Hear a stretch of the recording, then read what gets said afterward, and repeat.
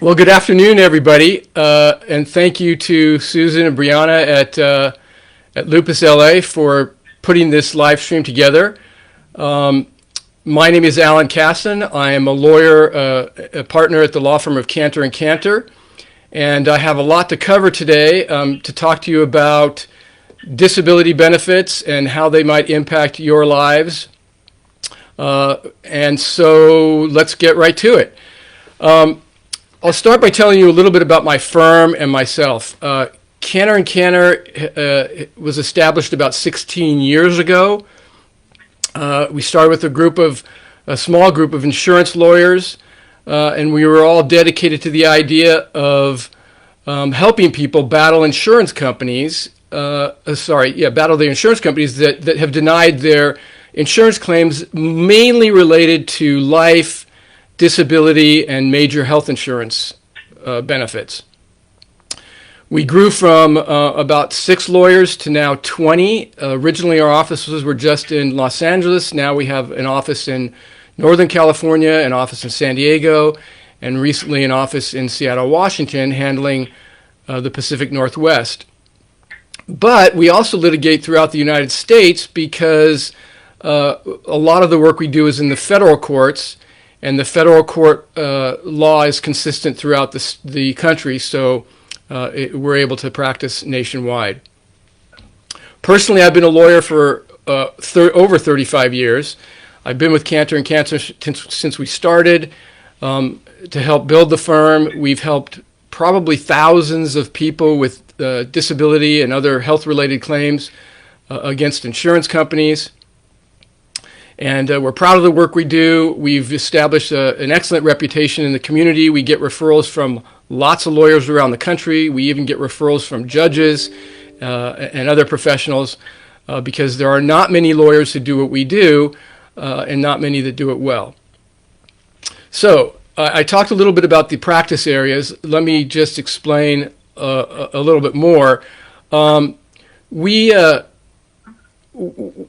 The area that we practice in is a very specialized and niche area. There are not a lot of lawyers that practice in this area, so oftentimes people have a hard time finding a lawyer that has experience in some of the issues and matters that we tackle, and I'll talk more about that also.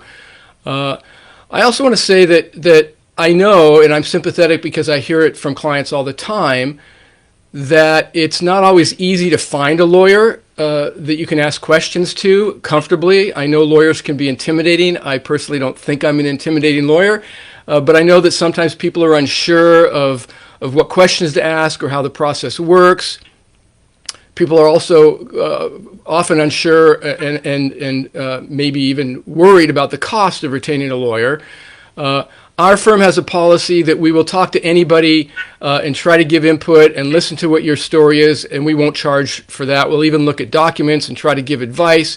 Many, many times we're able to give people direction or suggestions as to how they might proceed, and they don't even have to retain us. And we're happy to do that because at the end of the day, I think the objective of everybody in my firm is to not let the insurance companies win. The insurance companies have a lot of money, a lot of resources. People with disabilities don't. The insurance companies know that, and unfortunately they take advantage of it. So we're here to do everything that we can to help.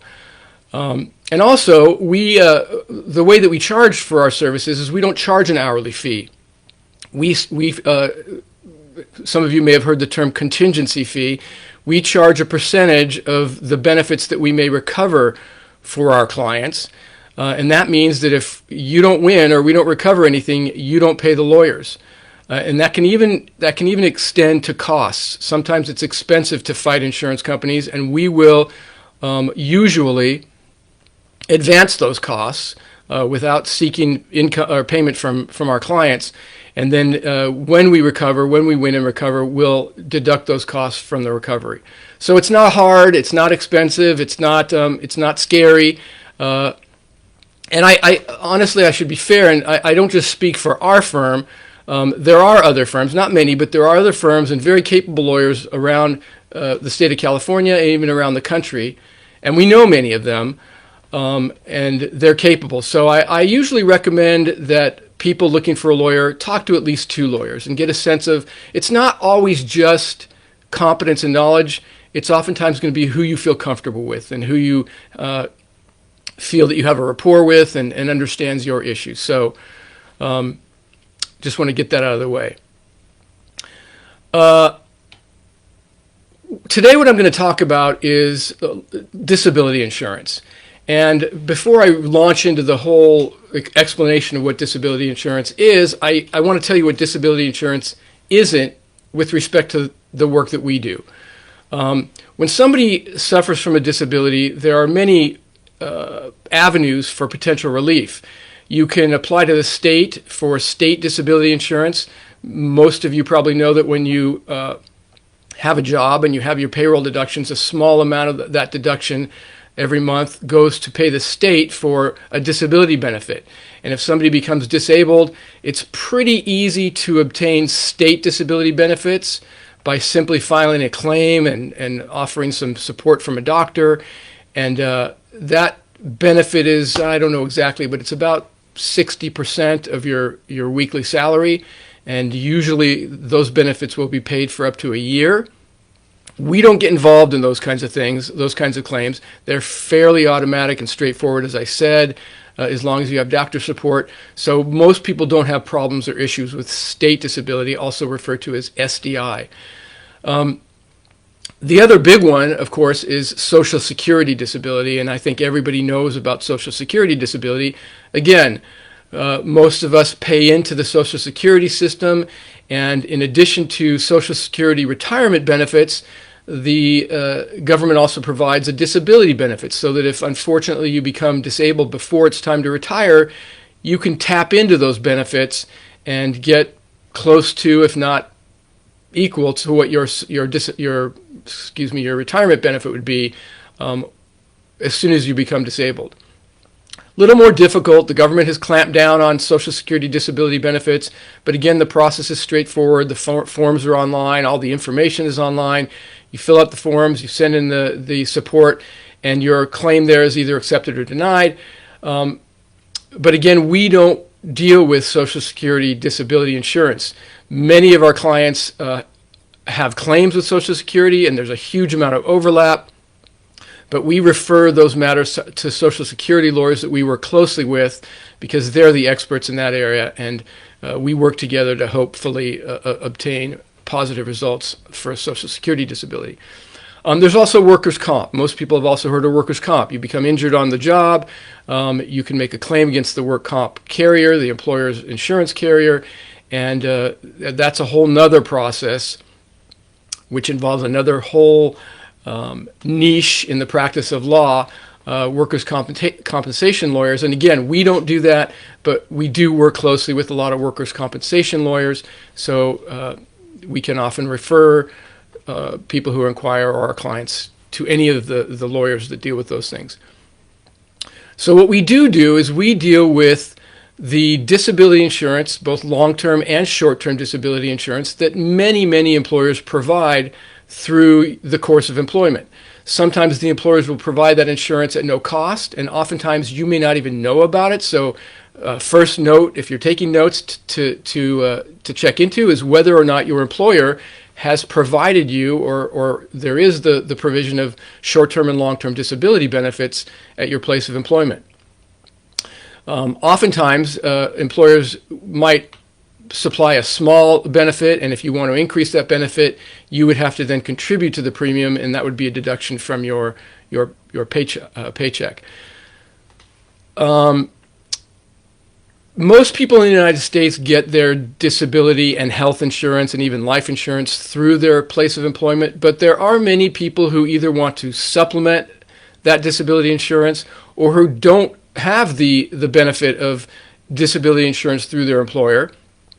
And they can go out and directly buy disability insurance products from an insurance company. So those would be individual policies compared to what we'll call an employment disability policy. We handle all of those kinds of insurance policies.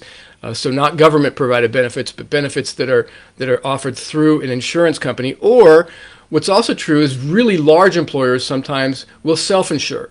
So rather than going to a MetLife or a Unum or a Cigna or somebody, they will establish a program where all the premiums will be paid, put into a fund, and they'll self-insure.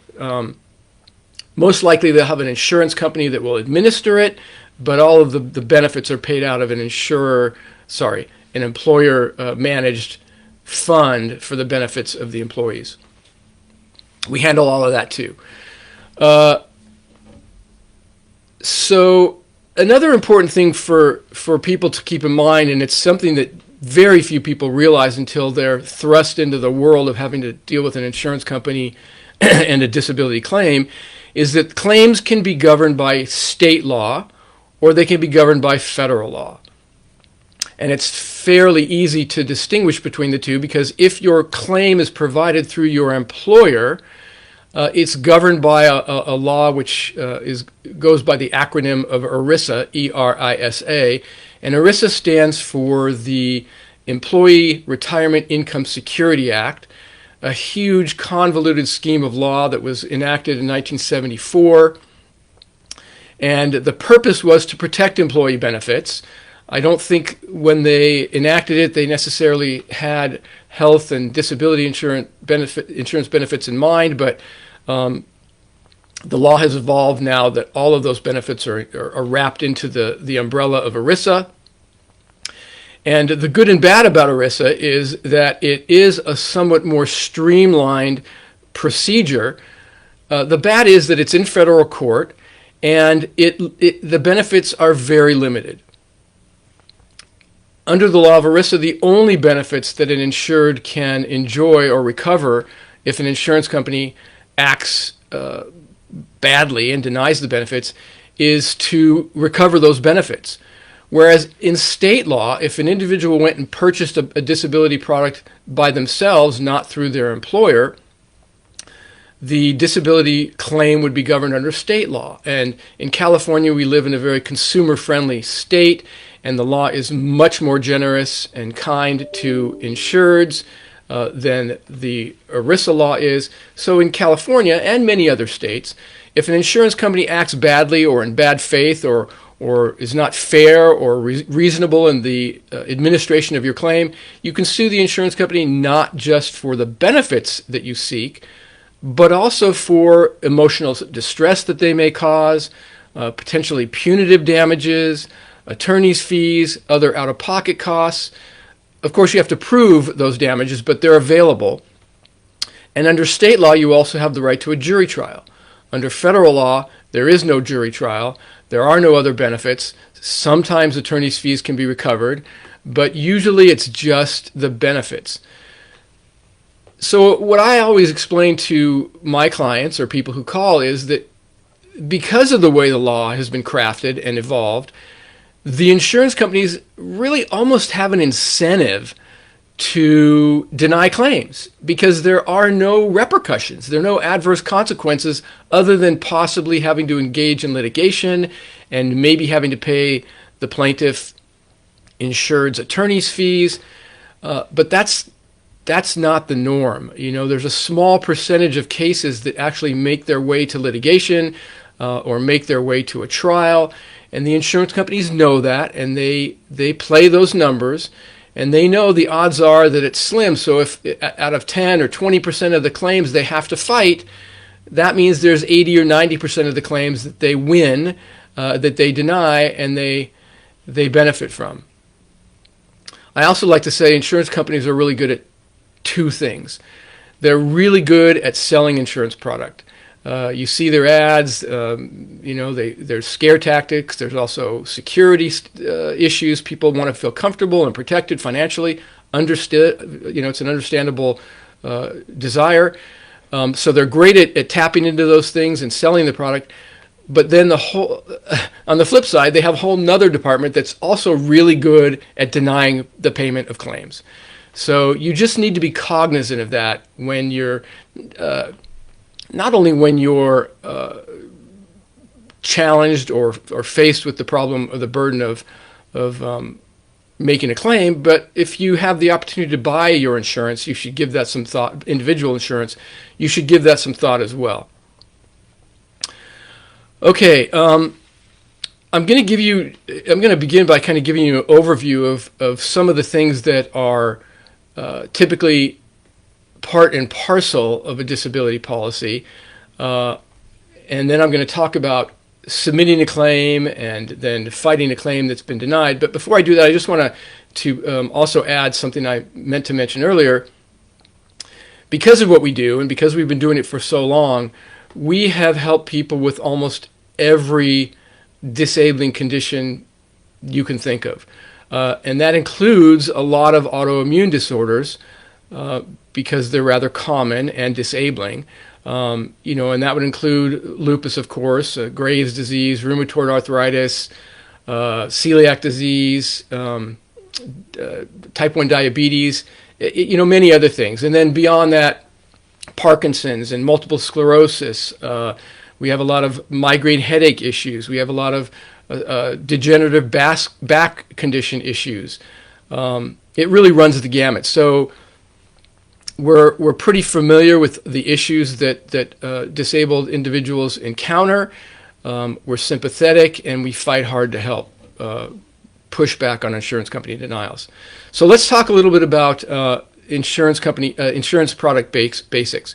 A disability policy provides some element of comfort and I guess relief from the financial difficulties that are cast upon somebody who can no longer work. So they're commonly thought of or referred to as income replacement benefits. I talked about having to pay the premiums and how the premiums are paid. The policies will also almost universally define what it means to be disabled, and usually they are categorized by two sorts of definitions of disability.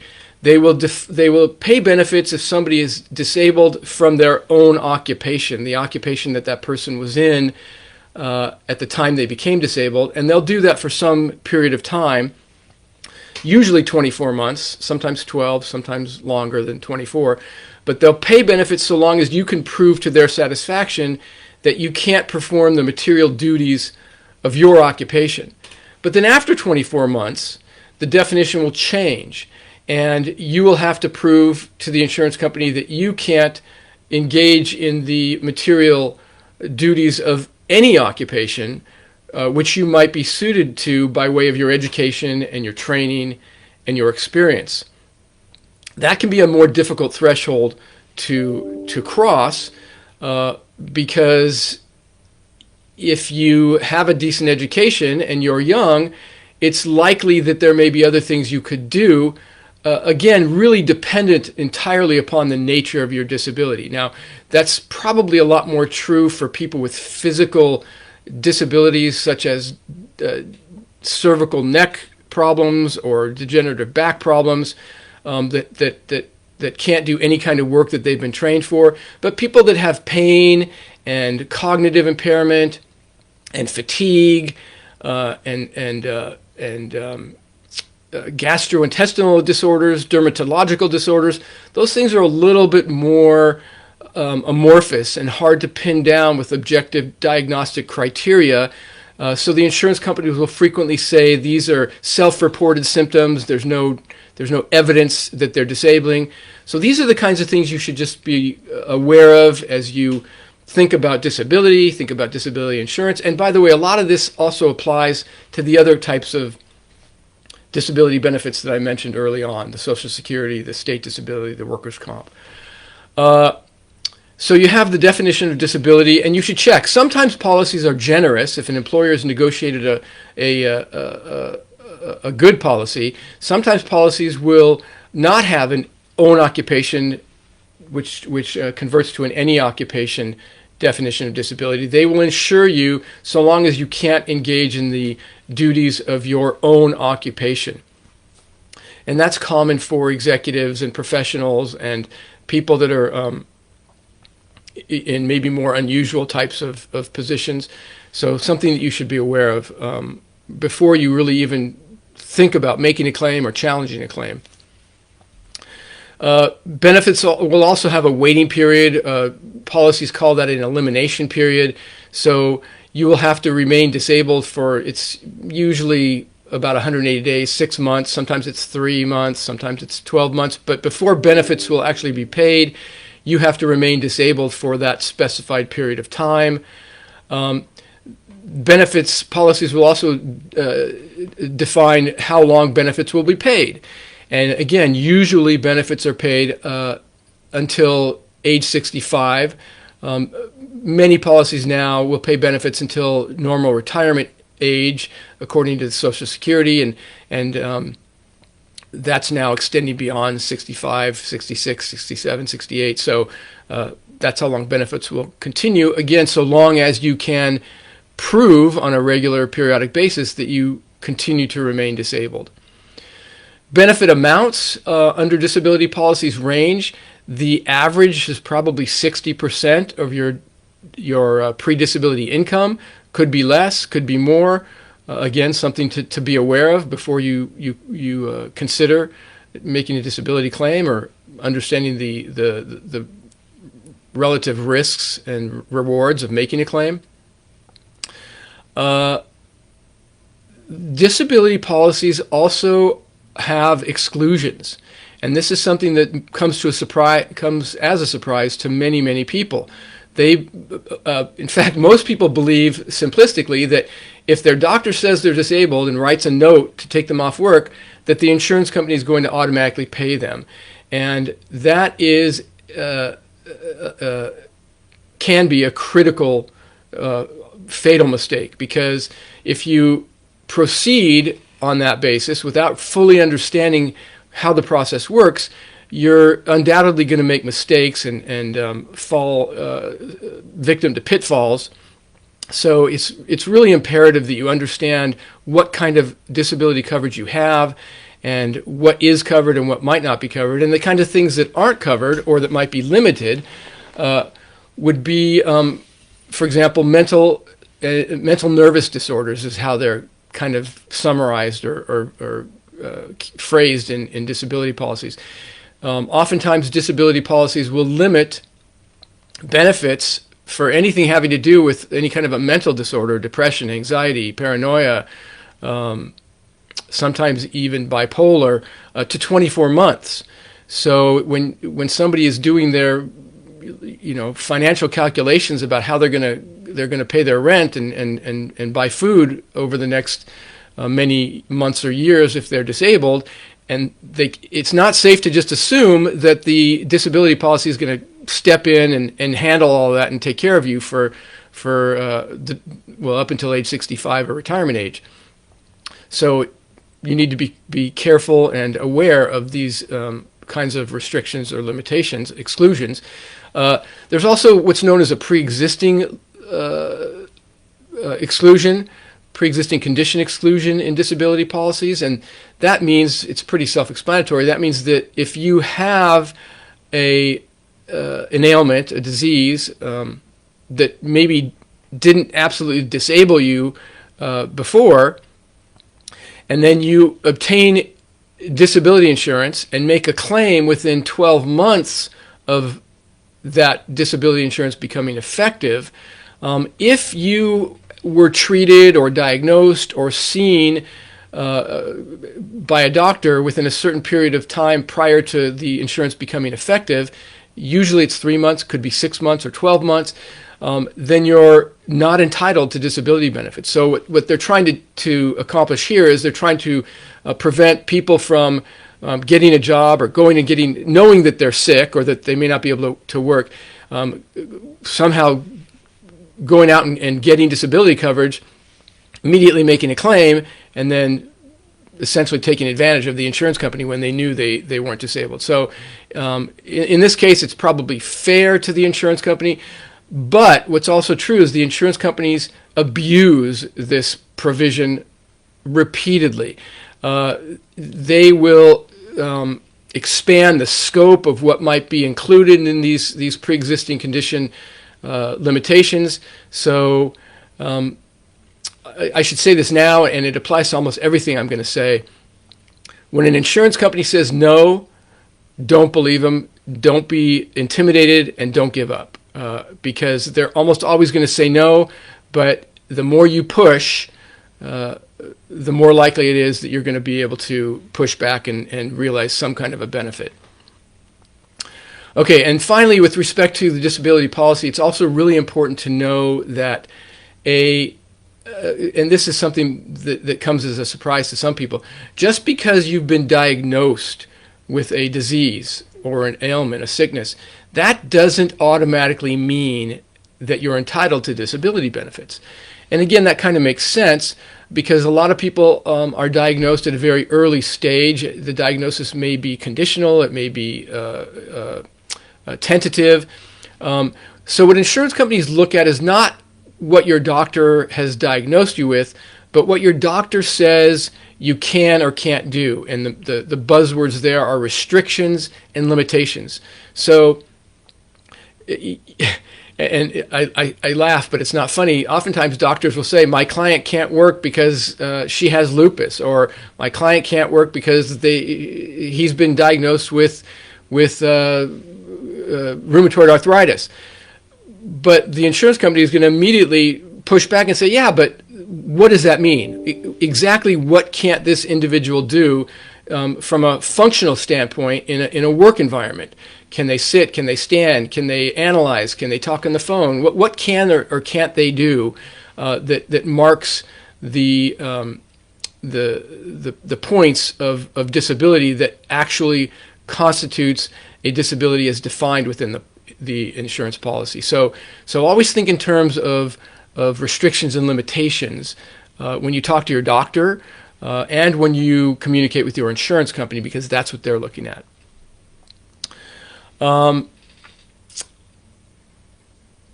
think I covered, I covered the distinction between ERISA and non-ERISA. So let's talk a little bit about the ERISA framework a little more, because, as I said, it is the most common type of disability or life or health insurance claim that we see.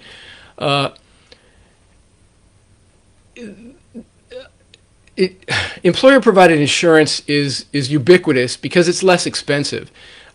Group insurance typically is less expensive than individual insurance, and so it's easier for employers to obtain it, and it represents a fairly attractive benefit to a lot of employees to be able to get a job and be provided with health insurance and disability insurance and life insurance. So employers enjoy providing those benefits if it's affordable. And insurance companies like selling the product because even though they sell it at a lower rate, they know that they are somewhat insulated from damage claims because those claims are governed by or come under the umbrella of ERISA. ERISA has a somewhat cumbersome procedure for people to follow in order to comply with the law and pursue their benefits. And one of the biggest issues that comes up all the time is that under ERISA, if an insurance company denies your claim, you have 180 days to appeal that claim in writing. And if you don't, you lose the right not only to appeal, but you lose the right to file a lawsuit in court. Happens all the time, and unfortunately we see too many people that come to us too late. They're not sure what to do when they get a denial from an insurance company. They can't find a lawyer that can help them. Sometimes they're hospitalized or depressed or whatever the issue may be. Time passes and they come to us when it's too late and we have to deliver bad news. So under ERISA, that's kind of one of those pitfalls that the insurance company benefits from. You have to appeal, and you have to appeal in writing. As I said, there's no jury trials. ERISA policies also include offsets for other benefits which individual policies might not. So if you file a claim for ERISA disability benefits and you're awarded those benefits, you're also going to be required to file a claim under the Social Security guise. And if you are awarded Social Security benefits, the ERISA insurance company disability benefit provider is going to be entitled to offset those benefits. So for sake of simple example, let's just say you are awarded $4,000 a month in disability benefits and you're awarded $2,000 a month from Social Security.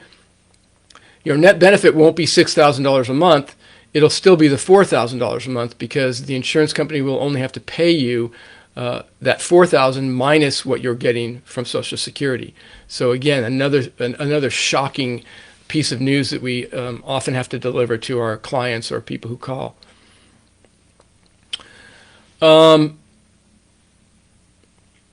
Okay, so let's talk about submitting a claim.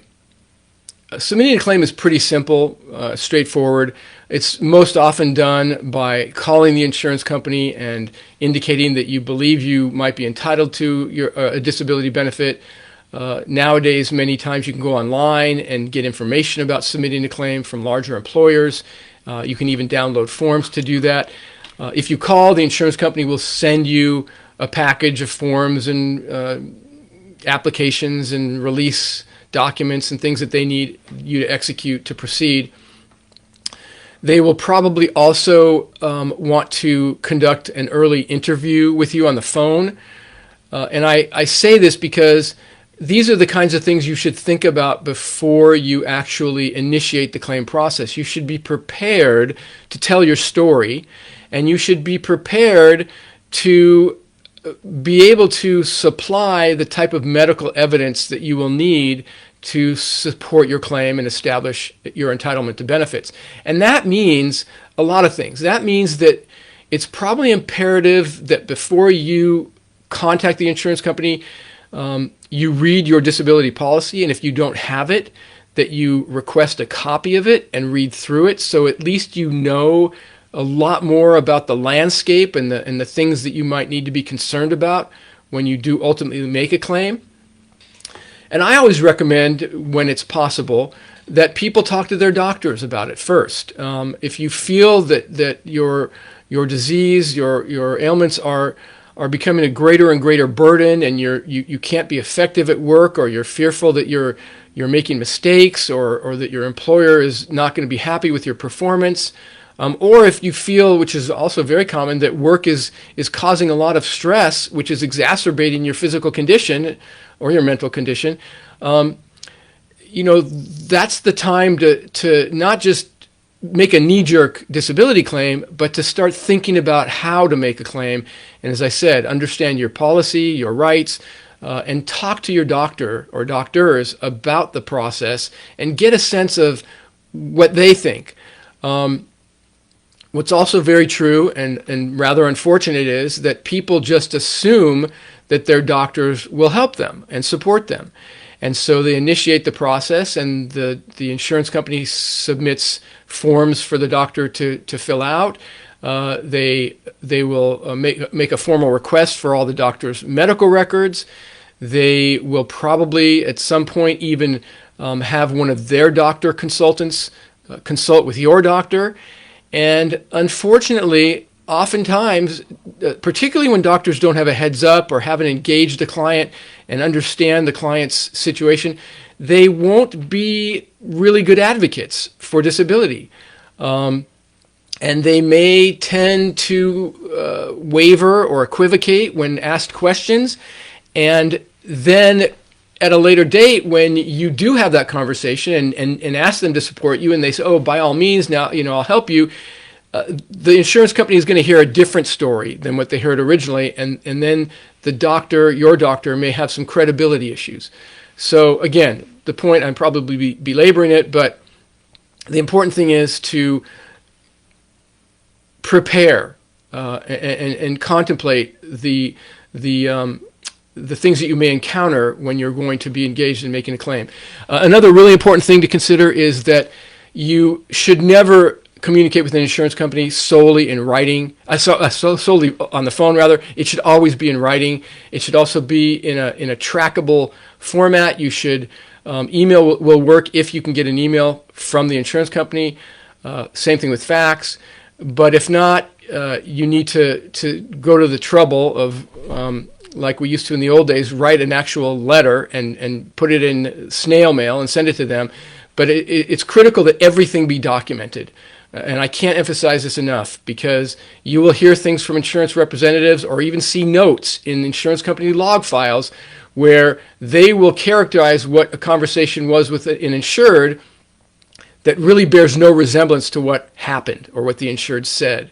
So again, I don't want to overemphasize, but it is important that everything be in writing and that you keep copies and document your steps. Okay, one other important thing to be aware of is that once you submit a claim, the insurance company will automatically fall into this mindset that you might be trying to take advantage of them. And they will launch a predetermined set of steps to investigate who you are and what you've done and what you truly may or may not be capable of. And the two big tools that they use are social media investigations, and they hire companies that will dig really deep in social media, going back as far as they can to find anything they believe is inconsistent with the claims that you make about disability. And I think we all can agree that people who are disabled don't usually go onto social media and complain about how terrible their lives are. Social media is more commonly an avenue where you try to think positive and you share the positive things with your friends and your family or other people who are connected to your social media accounts, Instagram, for example. And you need to be careful, because you may not be portraying your true self, or how truly you may be suffering on a day-to-day basis.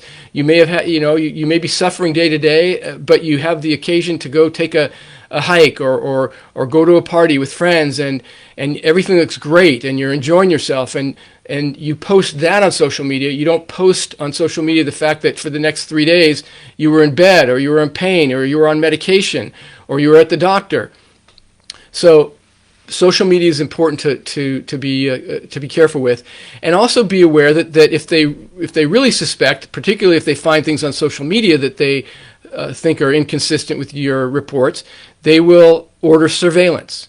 And that's legal, even though people think it isn't, but they will hire an investigator to follow you and film you for a day or for several days, and report back to the insurance company. So scary, but as long as you're aware of it, it's a lot less of a problem.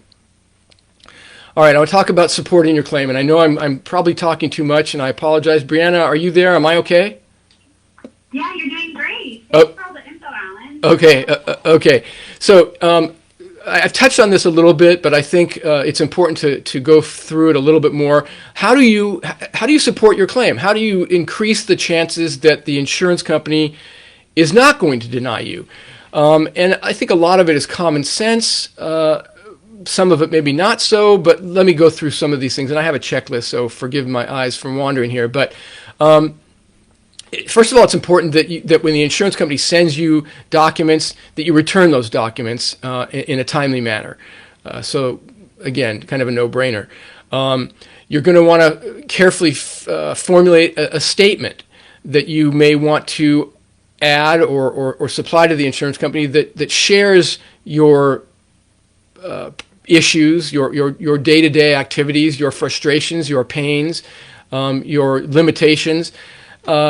And I can't remember if I said this already, but the insurance company claim forms will provide little boxes. They'll have little check marks, and then they'll ask you a question that could probably be answered with volumes, and they'll give you this much space to answer it. Do not ever be constrained by an insurance company claim form, and I cannot emphasize this enough either. Too many people try to cram an explanation of their problems into a little box, and it's either illegible or it's certainly not complete, and it just doesn't start the process out right. If you need to, just say "see attached" and add as many pages as you feel necessary to explain your situation and your claims. Now, be careful, don't go overboard and don't start going into too much detail that you don't have actual medical and factual support for, but it's certainly okay to explain to them how you are suffering, and I think that's appropriate. You're going to have to go to your doctor and get your doctor to sign a form, and as I said before, it's really valuable and important to try to have a conversation with your doctor before just showing up and say, oh, by the way, will you sign this form? I find that doctors are far more receptive, empathetic, and act as far greater or better advocates if they have already engaged in a dialogue with their patient, and so that they feel that they're part of the process in supporting a disability, rather than the patient who went on the internet and researched things and came into their office and said, hey, the internet says that I can get disability benefits, sign here. Doctors don't like that. So your doctor's your partner, engage your doctor in the process. If you have an employer who is sympathetic, or a supervisor, it'll be helpful to get a statement from that person. Same thing with friends and family members. Even though the insurance company will say, well, that's self-serving and those people are biased, it doesn't hurt. It doesn't hurt. And as lawyers, even though the insurance company discounts them, we use those statements to draft a very compelling story of the day-to-day suffering that our clients experience. And we've seen time and time again that judges pick up on those stories and recite them in their opinions sometimes, even though the insurance companies completely discounted them. So valuable stuff. A detailed job description is important. The insurance company is entitled to know, and it's important for you to share with them exactly what your job requires. I mean, to say that I'm an administrative assistant, or I'm a clerical worker, or even that I'm a lawyer, or a dental hygienist, it's not enough. You have to explain what you do and why you can't do what you were required to do given the issues related to your disability. Also, if you've been awarded state disability benefits or Social Security or work comp, scour those files, because more than likely there's going to be statements from doctors or judges or attorneys or whatever that support your disability, that would help support your long-term disability from an insurance standpoint. Let's see. One other thing to consider, back to your doctor as a partner. Human nature is to put your best foot forward. And when you walk into your doctor, one of the first questions that doctors always ask is, how are you feeling? And one of the first things patients almost always say is, I'm doing okay, even though you're really not doing okay. But it's the social graces, it's the optimist in us all. And insurance companies seize on those statements. So, from a small talk standpoint, it's okay to say, yeah, doc, I'm doing okay, but here's what the real problems are. And then to elaborate on what okay means. I'm okay today relative to how I was, in bed for the last week, but I'm really not okay. And on that same score, it's important to and I don't know exactly how to tell you to do this, but it's important to know whether or not your doctor is documenting what you're saying and reporting in his or her notes the things that you're saying. So I think if you speak slowly and you emphasize things and you ask the doctors questions, they're going to be much more likely to make notes. So keep that in mind, because ultimately those notes are going to be what the insurance company representatives scour, and they're going to look for any little thing in those notes that might be inconsistent with what you've said, or even with what the doctor is saying about your restrictions and limitations at a later date. And doctors, by the way, as do we all, forget what they may have said before. So the more able you are to help the discussion begin early and help the discussion be documented with your doctor, the better off you're going to be. Let me talk about some pitfalls, because this is really important, and it's where people fall into these traps all the time, and it's a challenge for lawyers to dig them out of these holes. So the first I said was dealing with the insurance company or communicating with them verbally. It's okay to do it, but make sure everything is backed up in writing. Critical. With regard to medical, I think actually I kind of stepped ahead of my notes here, and you want to make sure that you have this dialogue with your doctor and that the doctor's aware of all your issues. When you speak to your doctor and when you communicate with your insurance company, it's not uncommon that people naturally use superlatives, and they'll use the term "I'm always tired," or "I'm always in pain," or "I can never do this," or "I can never do that." And I think our sense of time is compacted when we're trying to explain what we're suffering from. Never might not be mean never in the literal sense. It might be never. It might mean never in the last month, or the last week. So it's important not to speak in those terms or write in those terms. You have to be realistic because your credibility is at issue. And you don't want the insurance company to have anything, any ammunition at all that they can use to try to impeach your credibility, challenge your credibility. And I know that's a high bar, and that might scare people because we all say things that we might regret or that might come back later to haunt us. So don't worry about it too much, but just because a lot of we can explain, but be aware of it. You want to tell a story, but you want the story to be accurate, and you want it to be compelling, and you don't want there to be things that a judge or even an insurance company might be able to poke at and say, well, yeah, the story sounds compelling, but look at this. Look what they said, back then, or look at what our surveillance showed, or whatever the case may be. So be honest, be detailed, and be careful. I talked about social media already. That's a big one. You always have to be cognizant, and I'm not a big social media person, but I know that friends of my friends of other friends serve as tunnels into your social media accounts. So if you don't want people seeing your social media accounts, you need to make sure you have the appropriate security set. All right, what happens when your claim is denied? Big question, and that's usually when people come to see a lawyer or at least try to find a lawyer. In ERISA, when your claim is denied, they will send you a letter, and the letter will explain what they reviewed. It'll explain what your policy provides, and it'll explain that we've denied your claim and you have the right to appeal.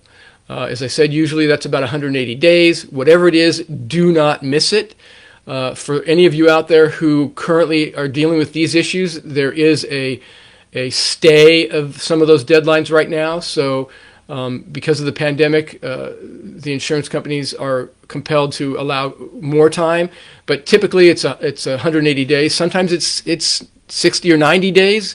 With a lot of health claims and life insurance claims, it can be 60 days. So be careful. If there's a deadline in a letter you get from an insurance company, don't ignore it.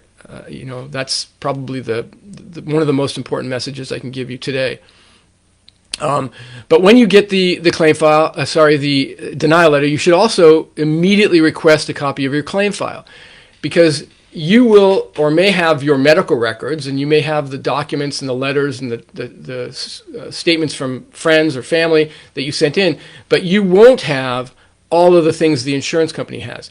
You won't have the surveillance records. You won't have emails between the insurance company representatives and their doctors.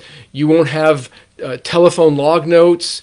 There's a lot of things that get generated by an insurance company when an individual makes a claim, and you want to see that. You want to know what they know, otherwise you're at a disadvantage. So one knee-jerk reaction should be to immediately request the claim file. And we do this, of course. It's the first thing we do when we start helping a client. And people call us, and sometimes we just help them make that claim, that request on their own, and they don't even have to retain or engage us. It's not a complicated process, but it's an important one. If the case is not governed by ERISA, if it's an individual policy, or even sometimes group policies are excluded from ERISA, then the obligation to appeal may not exist. So again, it's important to know what you're dealing with before you make any assumptions or act inappropriately. if you decide to challenge the denial, which you should, I can't think of a reason why anybody would not challenge a denial unless the person was making a fraudulent claim and they got caught. But that rarely happens in my experience, at least that I see. The people that contact us usually have legitimate claims, and they're afraid to appeal. They don't know how to appeal. So I personally, and I think most of the lawyers in our firm, will explain the appeal process. We have some resources on our website. People sometimes want to do it on their own. I'll give some guidance, some suggestions, and it's not that hard if you're on top of all the issues and you're capable. Oftentimes, of course, your disability may not allow you either physically or cognitively to go through the stress and challenge of a denial, which would then be an appropriate time to retain a lawyer. But if you can do it, you can, and it's it's complicated, but it's not. It depends on your sophistication and comfort level. An appeal involves writing a letter, and then basically rebutting the things that they've said in their denial. Insurance companies always make all kinds of false statements or erroneous statements in the denial letters. They mischaracterize what you've said. They mischaracterize what your doctors have said. And so it's incumbent upon you or your lawyer to go to work through those misstatements or falsehoods and correct them and rebut them. And that often involves talking with your treating physicians, maybe even engaging new physicians to get new independent opinions, and basically just pushing back and countering everything that the insurance company has alleged. We often see denial letters where somebody may have, lupus, for example, and an insurance company will retain a doctor in a specialty that is nowhere near related to the issues that a person with an autoimmune disease is suffering from. It could be a psychiatrist or an OBGYN or an ophthalmologist, and they won't specifically point out what kind of doctor they had review your records, but if you scrutinize the notes and you research it, you'll learn that, hey, it's not, since when can an OBGYN, or since when is an OBGYN the best doctor to opine on somebody who's suffering from lupus? And the answer is not often. Unless that person has another subspecialty that you weren't aware of. But these are the kinds of things that go on, and they do it because it's cheap, or they have these doctors on retainer or in their payroll, and these doctors support these denial letters at a rate of thousands a year. So you have to push back. So your appeal letter includes all these things. It's a rebuttal. It's clarifying existing medical evidence. It may be establishing new medical evidence. They may be challenging or making improper, inaccurate statements about your occupation, about your occupational duties.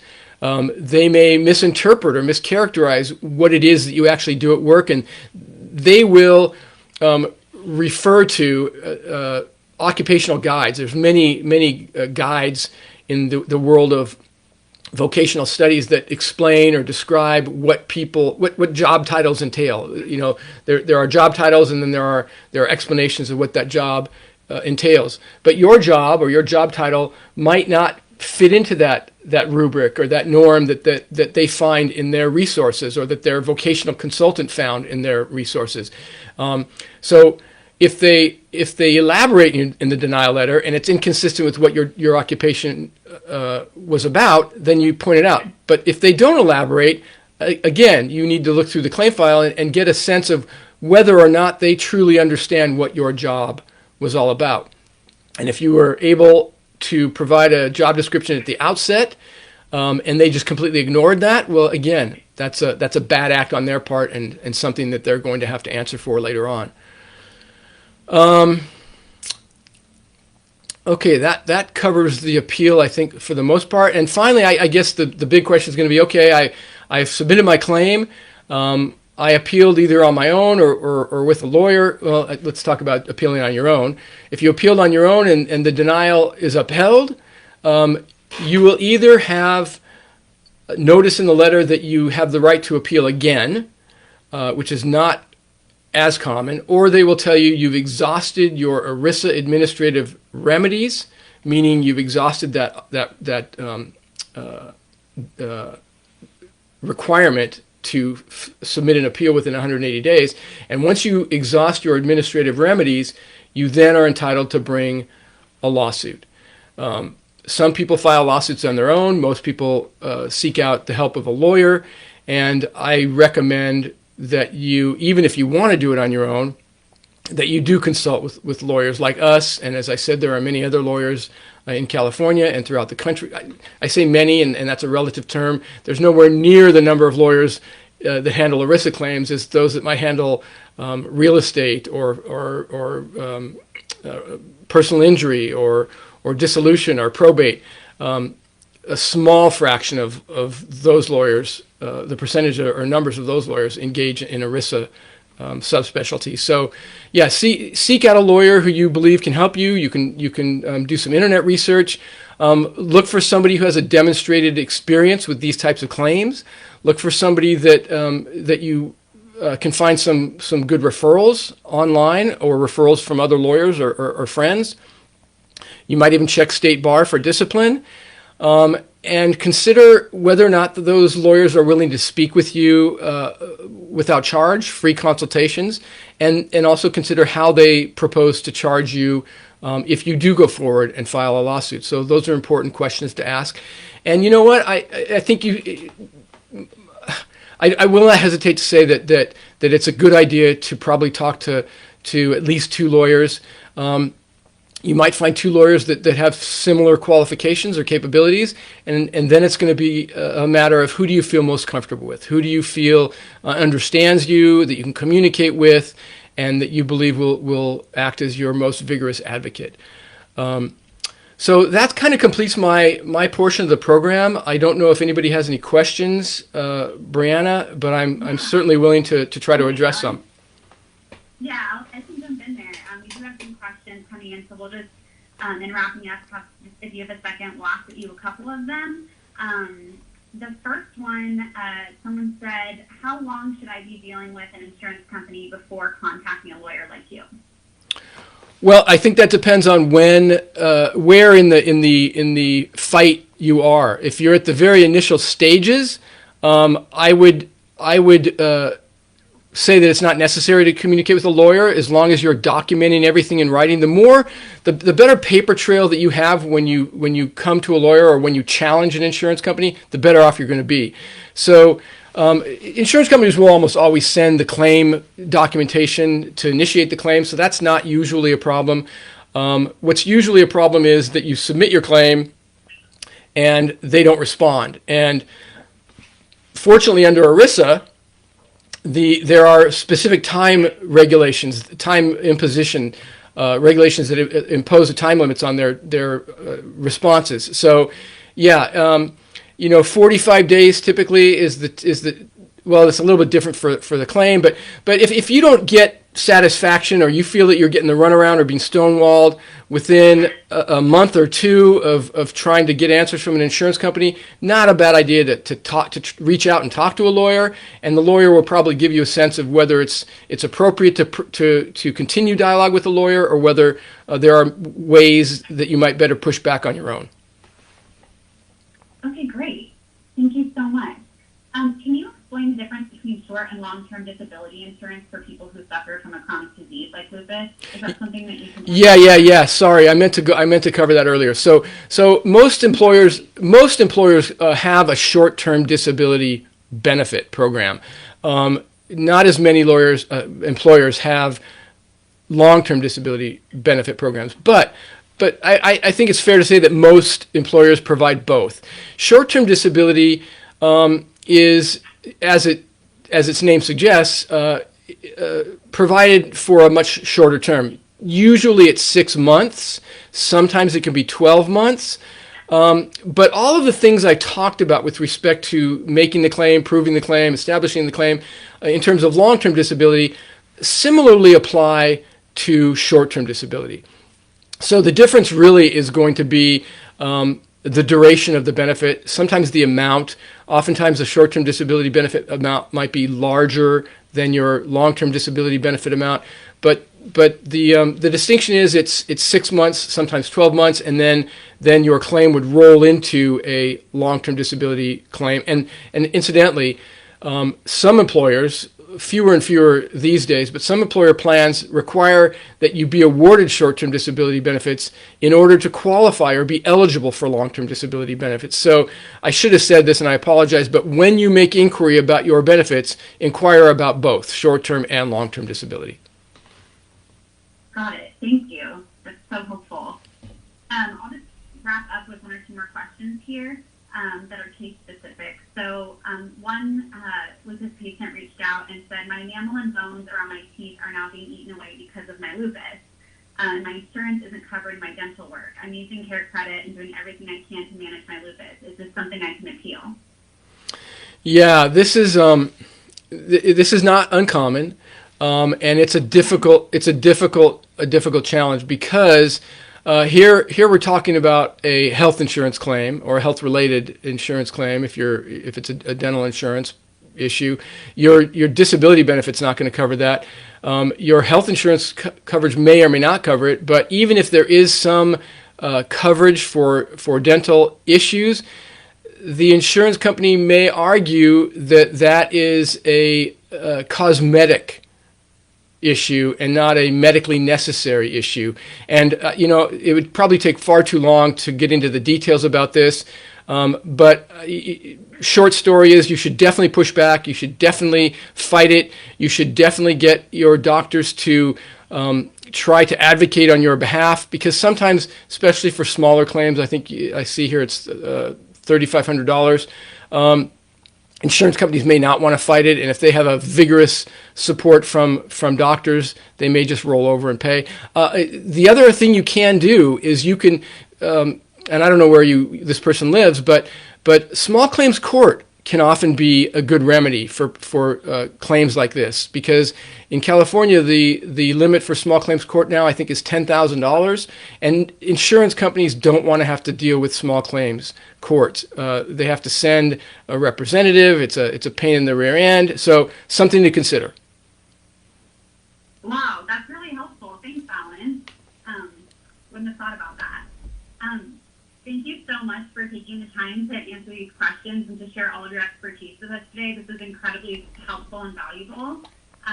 For anyone else that had questions around this topic or that is coming in late and have some questions, feel free to shoot them to us in the comments or send us a direct message, and we'll be following up with a blog post with some additional answers around Alan's expertise.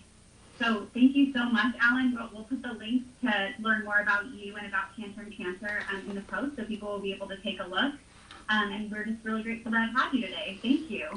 Thank you. It's my pleasure. I apologize for going a little bit long.